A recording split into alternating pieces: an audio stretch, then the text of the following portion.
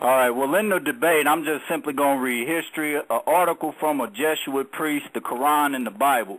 I'm going to identify Islam's history, the people of Islam, because Islam is for a particular people, and if you're not these particular people, you should not be dealing with this religion, and I'm going to show that in this debate and rebuttal. But I just want to read this. This is from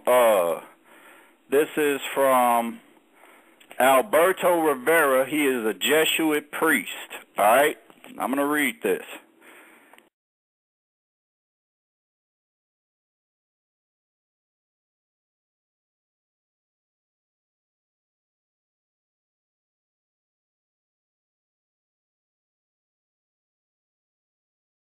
Everywhere with the gospel, setting up small churches, but they met heavy opposition. Both the Jews and the Roman government persecuted the believers in Christ to stop their spread. But the Jews rebelled against Rome, and in 70 A.D., Roman armies under General Titus smashed Jerusalem and destroyed the great Jewish temple, which was the heart of Jewish worship, in the fulfillment of Christ's prophecy in Matthew chapter 24, verse 2. On this holy place where the temple once stood, the Dome of the Rock Mosque stands today as Islam's second most holy place. Sweeping changes were in the wind. Corruption, apathy, greed, cruelty, perverseness, and rebellion were eating at the Roman Empire, and it was ready to collapse. The persecution against the Christians, the real ones, was useless, as they continued to lay down their lives for the gospel of Christ, because we know in the Bible, if you die for Christ, you get in the first resurrection and rule with him 1,000 years. That's why they was dying. But it says the only way Satan could stop this thrust was to create a counterfeit Christian religion to destroy the work of God. The solution was in Rome. Their religion had come from ancient Babylon, and all it needed was a facelift. This didn't happen overnight, but began in the writing of the early church fathers. It was through their writings that a new religion would take shape. The statue of Jupiter in Rome was eventually called St. Peter, and the statue of Venus was changed to the Virgin Mary. The site, and this is going to talk about Islam, it says the site chosen for its headquarters was on the 7 hills, and it was called the Vatican.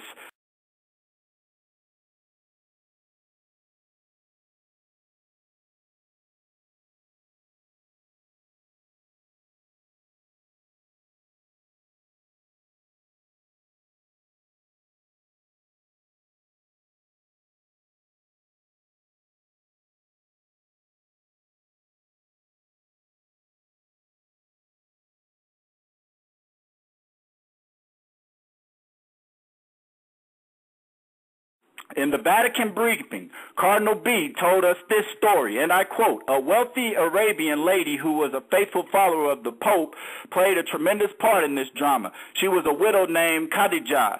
She gave her wealth to the church and retired to a convent, but was given an assignment. She was to find a brilliant young man who could be used by the Vatican to create a new religion and become the Messiah for the children of Ishmael." Yes, that is what that says. Khadijah had a cousin named Warwickwa, who was also a very faithful Roman Catholic, and the Vatican placed him in crucial role as Muhammad's advisor. He had tremendous influence on Muhammad. Teachers were sent to young Muhammad, and he had intensive training. Muhammad studied the works of St. Augustine,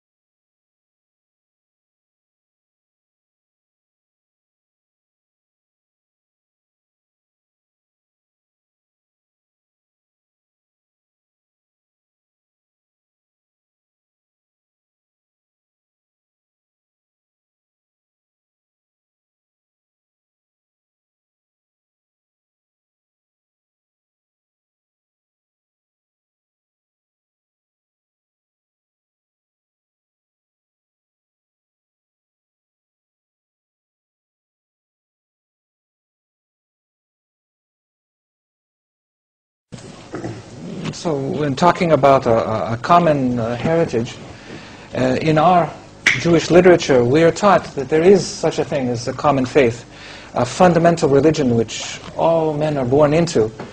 And this is a basic faith which is obligated on all mankind. In the past, we've called it by different names, Yirei Shamayim, which means the fear of the people who have fear of heaven, Ger Toshav, or Bnei Noach, the children of Noah, or during Hellenist times in Greek it was called Theosebea. And according to the school of thought of Rabbi Ben Moseg, this fundamental faith is also called by the name Islam. Some have suggested that this refers to the great number of non-Jewish believers who came to sacrifice the Qurban Shlamim in Jerusalem together with the Jews. Salamai, Muslimai, Muslimi. This could be a clear indication in our literature that Islam is an ancient religion dating back to the time of the Second Temple, or even earlier. And if Islam's roots, if the roots of Islam are the same as what we call Bnei Noach, then for us it is much older. This is the religion of Noah. This is the religion of Adam himself.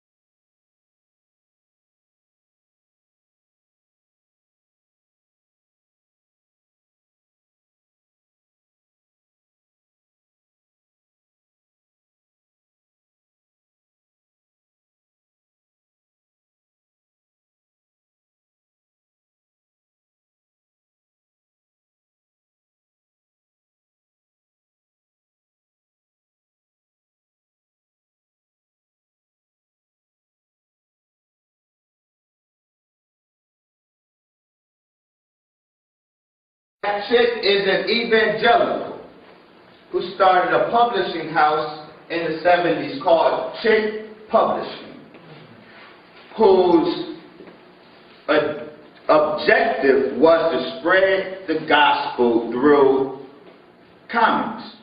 Alberto claimed that as a Jesuit priest, he was a participant in a clandestine Vatican meeting, a secret meeting in the Vatican.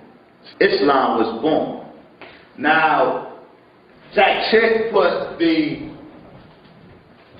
claims of Alberto based on that secret Vatican meeting that nobody can confirm. This is a fundamentalist Protestant comic book.